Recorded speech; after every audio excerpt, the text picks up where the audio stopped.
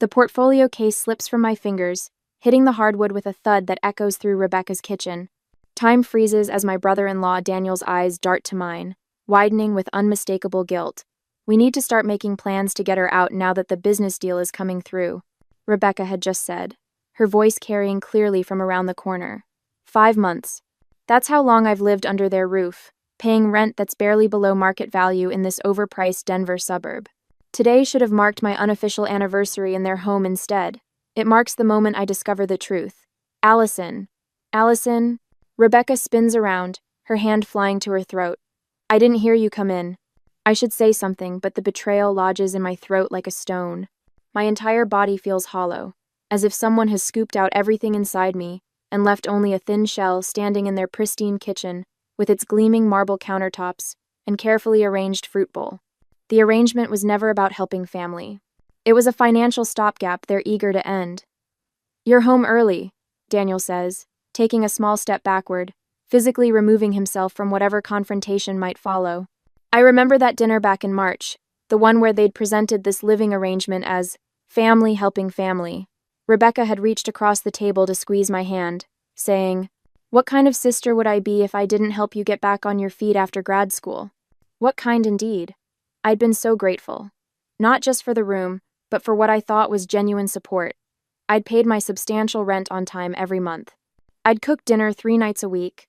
I'd stayed late with their son Jeremy when their babysitter canceled. I'd scrubbed bathrooms and vacuumed stairs, and listened to Rebecca complain about clients who didn't appreciate her design expertise. The first warning sign had come last month, when I'd casually mentioned staying through winter. Rebecca's smile had tightened around the edges, her fingers tapping a rapid rhythm against her coffee mug. "Let's not get ahead of ourselves," she'd said. "Now it all makes sense." My hands steady as I bend to retrieve my fallen portfolio. 5 years of design school and a master's degree taught me precision under pressure. I straighten, meeting Rebecca's gaze directly. "I heard everything," I say, my voice calmer than I feel. "Let's talk honestly for once." Rebecca's cheeks flush, but she recovers quickly. We were just discussing future plans for the nursery. Her hand drifts to her stomach, though there's no visible pregnancy yet. "Rebecca." My tone stops her mid-sentence.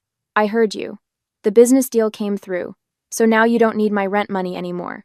Daniel takes another step back, physically distancing himself from the conversation. It's what he always does: defer to Rebecca, retreat from conflict, become invisible when things get difficult. They're blood relatives, but in this moment, he might as well be a stranger. Rebecca's embarrassment transforms into righteous indignation, her posture stiffening. "You shouldn't eavesdrop in someone else's home, Allison." "Someone else's home. Not our home. Not your home, too. Someone else's Elyond." The words strike like a physical blow. I've been here 5 months, contributing in every way possible, yet I've always been just a visitor, an intruder, never family, despite the blood we share. "How long do I have?" I ask, clutching my portfolio closer. Inside are the preliminary sketches for the downtown contract that could make my career the one that requires me to be within commuting distance of the city center. "We can discuss details later," Rebecca says, suddenly all business. "We should sit down and work out a timeline that's fair to everyone." Fair. As if anything about this situation has ever been fair. I nod once, turning toward the stairs that lead to my temporary bedroom. Each step feels heavier than the last as the reality sinks in. I'm facing potential homelessness while working on the most important project of my budding career. Behind me, I hear Rebecca's whispered hiss to Daniel. This is exactly why we needed to plan this carefully. I keep climbing, my mind already racing through options, calculations, and possibilities. One thing is certain: I've always been a means to an end for them, never family. Just a convenient solution to a temporary problem. Well, now I have a problem of my own to solve. The next day, while they are outside, the glow of Rebecca's laptop screen illuminates my face as I stare at the email, my fingers frozen above the keyboard. I hadn't meant to open her account. The shared family computer had simply loaded her profile when I sat down to check my design deadlines. Now, I can't look away from what's right in front of me. Contract finalized. $175,000 commission blazes in the subject line. The timestamp shows 3 weeks ago. My stomach knots as I scroll through the congratulatory messages from their business partner. They hadn't been struggling financially for weeks, perhaps months. I grip the edge of the desk, a wave of nausea washing over me as I read further down the email thread. We need to discuss how to diplomatically handle the Allison situation now that we're back on solid ground, Rebecca had written. The pregnancy gives us the perfect reason without seeming callous. The perfect reason. As if I were a household item they no longer needed. I close the email and push away from the desk, my legs unsteady as I stand. For months, I've paid my rent, cooked their meals, cleaned their home, watched their child, all while believing I was helping family through a rough patch. The truth stings like winter air on bare skin. That evening, Rebecca sets the table with unusual precision, placing me in what I now recognize as the guest position farthest from Daniel at the head. She serves dinner standing, one hand frequently drifting to her slightly visible pregnancy bump whenever she makes a point. Daniel sits with his arms crossed, his gaze fixed on his plate. Daniel mentioned something that concerns me, Rebecca says, her voice deceptively casual as she serves the pot roast I'd prepared before leaving for work. He said you've been overly friendly with him. The accusation lands like a slap. I turn to Daniel, waiting for him to deny this absurdity. He avoids my eyes but offers a slight nod when I stare at him in shock. That's not true, I say, my voice steady despite the adrenaline surging through my body. And you know it. Rebecca places her hand on her stomach again, a gesture I now see for what it is, a shield against contradiction. We've also noticed some of the people you've had over when we weren't home. My fork clatters against my plate. What people? I haven't had a single visitor since I moved in. Jeremy mentioned strangers, Rebecca continues, referring to their 6-year-old son who's currently at a sleepover. Children don't lie about these things. The fabrications pile up like snowdrifts, too absurd to melt with logic. My breathing shallows as I realize what's happening. They're building a case against me, creating fictional infractions to justify pushing me out now that they no longer need my financial contribution. I think, Rebecca says, lowering herself into her chair with exaggerated care, you might be happier somewhere else, especially since we'll need your room for the baby very soon. Ever. The truth clicks into place. How soon? I ask, though I already know the answer won't be reasonable. 3 weeks should be plenty of time, Rebecca says, cutting her meat with precise movements. The painters are scheduled for the 4th. My heart thuds against my ribs. 3 weeks? In this housing market? Daniel clears his throat. We've checked online. There are plenty of places available. With 6 to 12-month wait lists. I counter, thinking of the dozens of rental applications I've already filled out, preparing for an eventual move. And first and last month's rent plus security deposits. Rebecca's smile doesn't reach her eyes. You've been working and living here rent-free for months. Surely you've saved enough. Rent-free? The words nearly choke me. I push back from the table and walk to my room, returning moments later with a folder containing bank statements.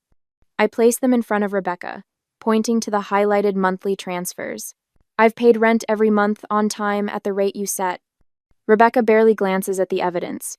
We hate to do this, but family comes first. Our growing family needs this space. Family comes first. The irony of her words burns in my chest as I gather the statements. My downtown client expects daily check-ins for the next 3 months. Moving farther away would mean hours of commuting or risking the biggest contract of my career. The false accusations have destroyed any trust between us, but homelessness would destroy everything I've worked for. As I return to my room that night, clutching financial records that prove my reliability, a question haunts me. Should I confront their lies head-on and risk immediate eviction, or quietly plan my exit while protecting my career? Standing up for truth might feel righteous, but homelessness would destroy everything I've worked for. What would you do when principles and practicality collide? I carefully slide the bank statements back into their folder, my mind churning with limited options and the bitter taste of betrayal. Rebecca doesn't waste a day. The next day, my phone buzzed with 3 separate calls from aunts and cousins before I even had my morning coffee. How could you leave your sister when she's expecting? How could you leave your sister? Aunt Margie's voice carries the weight of familial judgment. Rebecca told us you found a place closer to work. I thought family meant more to you. I gripped the phone tighter, staring out the kitchen window at Rebecca watering her petunias. She catches my eye and waves, the picture of innocence. It's not quite that simple, I say, but Aunt Margie has already launched into a lecture about sisterly obligations that stretches back to the Eisenhower administration. When I return from work that evening, 4 cardboard boxes sit stacked in the middle of my room. My design materials, carefully organized in portfolios, have been crammed inside, corners bent, and pages crinkled. My fabric samples are mixed with bathroom toiletries. "I started packing for you," Rebecca says, leaning against the doorframe. Her hand rests on her barely visible bump, just being helpful. I notice the small tear in the corner of my presentation board for tomorrow's client meeting. The damage is subtle but unmistakable. "Oh, did that get damaged?" Rebecca's voice carries artificial concern. Moving is always so chaotic. The next morning, I wake to a notification on my phone. Unable to connect to Wi-Fi. I try the password, nothing. After 3 failed attempts, I knock on their bedroom door. Daniel answers in his bathrobe, avoiding my eyes. "Changed the password yesterday. Security concerns. I can text it to you later today." My presentation is due in 3 hours. I gather my materials and leave early, hoping the coffee shop's internet will suffice for the final touches. That afternoon, Rebecca calls as I'm leaving work. "Just wanted to let you know the painters are coming Monday for your room." She pauses. "Our nursery, I mean." "That's 2 weeks before the deadline we agreed on," I remind her. "We found someone available sooner. Such good luck, don't you think?" The apartment hunt consumes my evenings. Each application results in the same response. We've selected another candidate.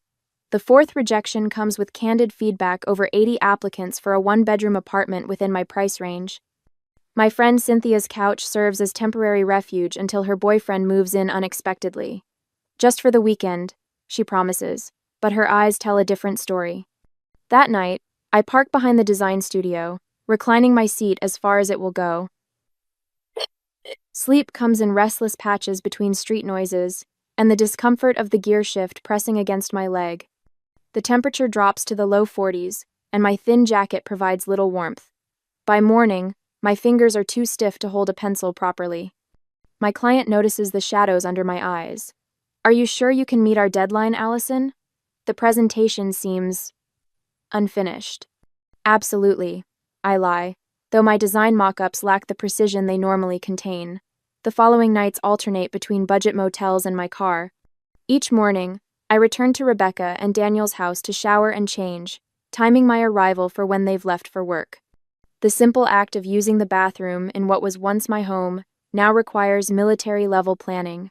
My stomach knots at the sound of a key in the lock, afraid Rebecca might return unexpectedly.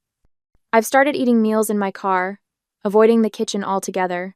The expense of takeout food drains my savings money that should be going toward a security deposit. The winter chill seeps through my car windows. When the temperature drops below freezing, I surrender more of my dwindling funds to another motel room. The pattern becomes unsustainable. My bank account shrinks while my anxiety expands, a perfect inverse relationship. "You look like hell," Ellen says when I stumble into the office. She's new to the design team, hired just 2 months ago. We've exchanged pleasantries but little else. I mumble something about insomnia while attempting to focus on the computer screen. Later, Ellen places a coffee on my desk and pulls up a chair. "My apartment has a pull-out couch," she says without preamble. "It's not fancy, but it's yours for as long as you need it." I start to reach for my wallet. "I can pay." "Number." Her hand covers mine, warm and firm. "I was homeless once too. This is how we break the cycle." The tears I've been holding back for weeks threaten to spill over, but I manage a nod of gratitude. Saturday arrives with Rebecca's baby shower. I consider skipping it, but doing so would only fuel more family speculation. I arrive bearing a gift-wrapped bassinet, playing my part in this charade. The living room overflows with family and friends. Presents pile high on the dining table, the same table where Rebecca had told me I wasn't family. "I want to thank Allison," Rebecca announces, glass of sparkling cider raised, "for understanding our need for family space and graciously moving out." 20 pairs of eyes turn my way. "Don't you want to say something about your new place?" The room grows quiet. I feel the weight of their expectation, the script I'm supposed to follow. Lie politely. Protect Rebecca's image. Maintain the fiction that this was all planned and amicable. Something shifts inside me, a quiet strength replacing the fear that's been my constant companion. I don't have a new place yet, I say, my voice steadier than I expected.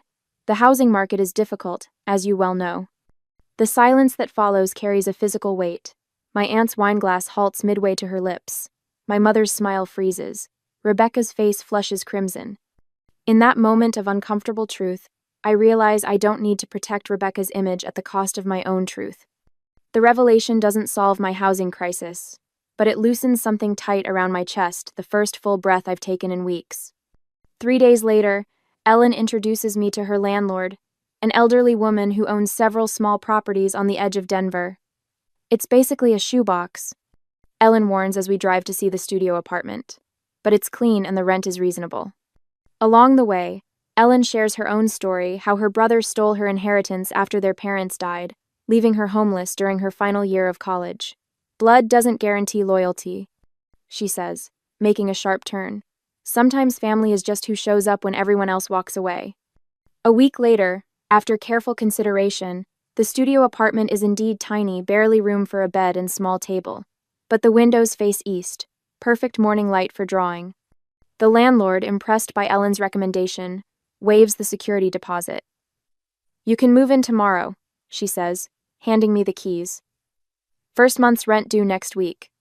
That evening, Ellen's friends arrive with housewarming gifts, a futon from someone's guest room, mismatched dishes, a small desk rescued from a corporate office renovation. By midnight, the tiny space resembles a home. My home. I hang my single print, a vintage Denver skyline, on the wall above the desk. It's not much, but it's mine. Each night, I document every interaction with Rebecca and Daniel, every false accusation, every small cruelty. The record grows, a chronicle of truth. 13 months later, the phone rings. Rebecca's number flashes on the screen, the first contact since I moved out. I stare at it, remembering the girl who slept in her car, afraid and alone. That girl no longer exists. I answer the call. Hello, Rebecca. Allison. Her voice lacks its usual confidence. How are you? I'm doing well, working on a new restaurant design. I keep my tone neutral, neither friendly nor cold, professional. The line goes quiet for several seconds. That's good. Another pause. I wasn't sure you'd answer. I wait, saying nothing. The space between us fills with unspoken history. We've hit a rough patch. Rebecca finally continues, her composed facade cracking. The business collapsed. The house. We lost the house last month. My fingers tighten around the phone. For a moment, I remember sitting in my car in February, the windows fogging with my breath as I tried to sleep, my toes numb with cold. Where are you staying now? I ask, my voice steady. We're in a motel. Rebecca's voice breaks. Just temporarily. The kids. She stops, composes herself. We have 2 now, Jeremy and little Sophia. She's 4 months old. I jot down notes on my sketch pad. 2 children, no home, business failed. I approach this conversation like a design problem. Assess the situation, identify resources, determine options. How long can you stay at the motel? I ask. 3 more days. Maybe 5 if Daniel picks up some extra work. Her voice grows desperate as I remain measured rather than immediately offering help. We've applied for apartments, but with the business bankruptcy on our record. I nod, though she can't see me. The Denver housing market hasn't become any more forgiving in the past year. The children shouldn't suffer for adult problems, Rebecca says, her voice taking on a familiar, persuasive tone. They're innocent in all this. The statement hits me like a physical blow. I close my eyes and see myself curled up in the back seat of my Honda, shivering under a thin blanket, the January wind whistling through a window that wouldn't fully close. I had been innocent too. I understand children shouldn't suffer. I reply evenly. No one should. Look, I know things weren't perfect when you lived with us. Rebecca continues. We weren't at our best back then, but it wasn't that serious. Everyone goes through rough patches. Wasn't that serious? The dismissal solidifies something in me. I remember the boxes of my belongings stacked haphazardly in the hallway, design materials damaged beyond repair. I remember Daniel changing the Wi-Fi password without telling me, claiming security concerns when I needed to submit client work. Rebecca? I say carefully. What exactly are you asking me for? She hesitates. We need somewhere to stay, just until we get back on our feet. A month, maybe 2. Her voice drops to a whisper. Blood is thicker than water, Allie. We're family. Family. The word that once would have compelled me to open my doors without question now rings hollow. Rebecca still sees me only as a resource, not as a person who was vulnerable and was hurt. As Rebecca's voice broke with tears, I felt a momentary urge to rescue them. Should I open my home to the very people who had left me homeless, or was maintaining my hard-won boundaries the healthier choice for everyone? Let me think about this and call you back, I say, ending the call before emotion can cloud my judgment. I immediately dial Ellen. Her voice grounds me, warm and familiar. They lost everything, I explain, pacing my small apartment. They want to stay with me. And how do you feel about that? Ellen asks, cutting straight to the heart of the matter. Conflicted. They're in trouble, but I trail off, looking around my studio apartment, my sanctuary. My hard-won peace. Remember where you were a year ago, Ellen says gently. Remember how far you've come. Protecting your peace isn't selfish, it's necessary. We spend the next hour researching family shelters and housing assistance programs in Denver. Ellen emails me links while I compile information on rental assistance, food banks, and emergency housing options. This is genuinely helpful, Ellen reassures me. More helpful than sacrificing your well-being. By midnight, I've created a comprehensive document of resources. It's the kind of help I wish someone had given me, practical, thorough, respectful of their agency. My phone rings again just as I'm preparing for bed. Daniel this time, not Rebecca. Allison, I need to tell you something. His voice sounds different, weary, but somehow more present than I remember. Those things Rebecca said about you, when you were living with us. About being inappropriate with me. He pauses. They weren't true. None of it was true. I sit on the edge of my bed, stunned by this admission 13 months too late. Why are you telling me this now? I ask. Because we need your help, he admits. But you deserve the truth first. After we hang up, I check my email to find a message from my mother. Word of Rebecca and Daniel's financial collapse has spread through the family. The subject line reads, "We need to talk about your sister." I close my laptop and look around my small apartment, the space that's mine alone. Tomorrow I'll call Rebecca with resources instead of refuge. Tonight, I'll sleep peacefully in the home I've created for myself. 2 days later, the sharp knock at my door comes just after 7. No text, no warning call, just 3 rapid taps that echo through my studio apartment like gunshots. I'm halfway through dinner, a simple bowl of pasta at my fold-down table, when I hear my father's voice through the door. Allison? It's Dad and Mom. We need to talk. My stomach tightens as I open the door. They stand shoulder to shoulder in the narrow hallway, Mom's fingers working the clasp of her purse, open and closed with nervous energy. Dad's usual confident posture is noticeably diminished, his shoulders slightly hunched. Can we come in? Mom asks, her eyes already darting past me to assess my living situation. I step aside, gesturing them into my home, all 400 square feet of it, the bed that doubles as my couch, the kitchenette, with exactly 2 feet of counter space, the drawing table where I create the designs that have slowly rebuilt my life. Dad clears his throat. We've spoken with Rebecca and Daniel. They're in a real bind, honey. They need somewhere to stay, Mom adds, her voice dropping to that soft, persuasive tone she uses when she wants something without having to directly ask. She's your sister, and those are your niece and nephew we're talking about. I say nothing. Just let the silence fill the room until Dad continues. Just for a month or 2 until they find something. He offers, as if this compromise is reasonable. Family needs to stick together during hard times. Mom's fingers finally still on her purse. If you can't find it in your heart to help them, I don't know how we can all gather for holidays anymore. The tension would be unbearable. The threat hangs in the air between us.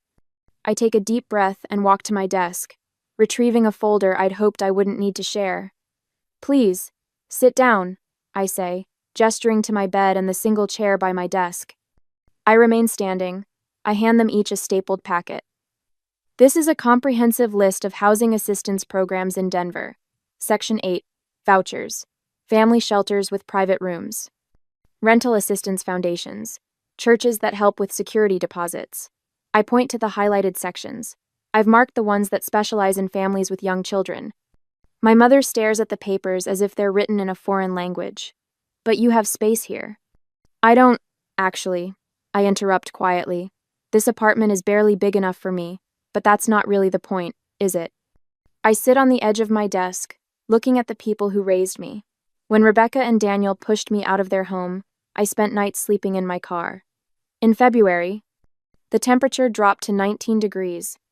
My father's face pales. You never told us that. Would you have believed me over Rebecca? She told everyone I was leaving by choice. My voice remains steady, but my hands tremble slightly. While I was looking for safe places to park overnight, they were in their 4-bedroom house with the heated floors Rebecca was so proud of installing. Mom looks down at the resource list again, her fingers tracing over the names of organizations. I rebuilt my life without family support, I continue. I found housing, kept my job, and created a new support network. They can do the same with the resources I'm offering. I tap the papers in their hands. Everything they need is right there. 2 weeks later, we all sit around my parents' dining room table, the first family dinner since Rebecca and Daniel's financial collapse. The tension is thick enough to cut with the butter knife beside my plate. Rebecca wears the mantle of victimhood like a designer dress, tailored perfectly to her frame. It's just hard to understand, she says, looking directly at our mother. Allison has space, but she won't share with family in need, after everything we did for her. That's my cue. I rise from my chair, retrieving folders from my bag. With deliberate calm, I distribute copies to everyone at the table. This is a timeline, I explain, remaining standing while they all sit with papers in hand. From the day I moved in with Rebecca and Daniel to the day I was forced out. It includes dates, conversations, and actions. You'll find my rent payments documented on page 2. The accusations Rebecca made against me are on page 3, along with witness statements from people who were actually in their home during that time. Rebecca's face flushes. This is ridiculous. You're trying to make us look... It's accurate. Daniel's quiet voice cuts through his wife's protest. Everything she wrote happened exactly that way. My mother's hand covers her mouth as she reads, her eyes widening at certain passages. Dad flips through the pages with increasing discomfort. I don't share this to hurt anyone, I say, meeting each of their eyes in turn. But I can't allow the story to be rewritten. I've learned something important this past year. I take a deep breath. I've found that true family doesn't have to share blood, it shares respect, honesty, and support. In the weeks that follow, I hear through Ellen that Rebecca and Daniel applied for housing through one of the programs I recommended. They qualified for emergency assistance based on having young children. The relationship with my parents hangs in uncertain territory, tense phone calls, awkward text messages, neither fully estranged nor truly reconciled. Then one ordinary Tuesday, I find an envelope in my mailbox with my mother's distinctive handwriting across the front. Inside is a single sheet of stationery, folded precisely in thirds. I hold it, unopened, wondering what bridges can be rebuilt, and which ones should remain in ashes. Sunlight streams through the floor-to-ceiling windows of my condominium, casting golden patterns across the hardwood floors I selected myself. 6 months after purchasing this place, I still catch myself pausing to absorb the reality that these walls, this space, this sanctuary belongs entirely to me. The nameplate on my desk catches the light. Allison Hartwell Designs, building beauty from blank slates. I run my fingers across the engraved letters, remembering sleeping in my car, wondering if my career would survive. Now my downtown office sits just 10 minutes away, and my client list grows monthly. Throughout the condo, framed photos tell the story of my chosen family. Ellen laughing during our hiking trip to Boulder, our impromptu Thanksgiving dinner when 4 of us crammed around my tiny table. The day my design for the Westbrook Hotel lobby was unveiled, with Ellen and our friends cheering in the background. Not a single photo shows Rebecca or Daniel. I adjust the last centerpiece as the doorbell rings. My first real housewarming party. Not in someone else's home, not in a cramped studio apartment, but in a space I designed to reflect every aspect of who I've become. This place is absolutely gorgeous, Ellen says, stepping inside with a bottle of champagne. Others follow colleagues, friends, neighbors, all people who showed up when it mattered. You've created something spectacular here. The afternoon unfolds with laughter and conversation flowing as freely as the wine. So different from those tense dinners at Rebecca and Daniel's, where I constantly calculated how to appear grateful enough, helpful enough, invisible enough. A toast, calls out Jackson from the design firm. To Allison and her incredible new home. Glasses rise, but Ellen steps forward. If I may, she says, her voice softening, I want to toast something beyond these beautiful walls. She turns to face me directly. To Allison's resilience. When I met you, you were sleeping in your car and still showing up to work with brilliant designs. You never broke, never compromised your integrity, never stopped believing in your worth. My eyes dampen as Ellen continues. You taught me that family isn't defined by blood but by loyalty and truth. You've built more than a home here. You've built a life that honors who you truly are. The words sink into my chest, warming places that once felt permanently frozen. Later, after the last guest leaves, my phone buzzes with a text from my mother, confirming our coffee meeting tomorrow. We've been carefully rebuilding our relationship, one conversation at a time. The cafe we meet at sits halfway between our homes' neutral territory. My mother arrives first, already nursing a cup of tea, the timeline document I created over a year ago spread on the table before her. The edges are worn, the creases deep from repeated folding and unfolding. I read it again last night, she says without preamble. I think I understand a little more each time. I order my coffee and sit across from her. Understanding is all I ever wanted. I should have seen it sooner. She admits, carefully refolding the document. Your father and I were so conditioned to believe Rebecca's version of events. She was always so convincing. We talk for nearly an hour, the conversation easier than it's been in months. As we prepare to leave, she mentions Thanksgiving, still 3 months away. We'd love to have you, of course, she says. And Ellen too, if she'd like to come. Any of your friends, really. The house gets too quiet with just your father and me. The invitation sits between us, not a demand, not an obligation, but a genuine opening. Driving home, I pass Rebecca and Daniel's old house. A young couple lives there now with a toddler who rides his tricycle on the same driveway where I once unloaded groceries, believing I belonged. I feel no pull, no longing, no pain, just the peaceful acknowledgement of a closed chapter. As I drive past what was once a place of such betrayal, I wonder whether healing means rebuilding broken relationships, or simply making peace with their absence in our lives. Sometimes the strongest family ties are the ones we create ourselves. What would you choose? Working to repair broken blood bonds, or investing in the chosen family who proved their loyalty? I turn onto my street, toward my home, toward my foundation. Either way, the choice is finally, completely mine.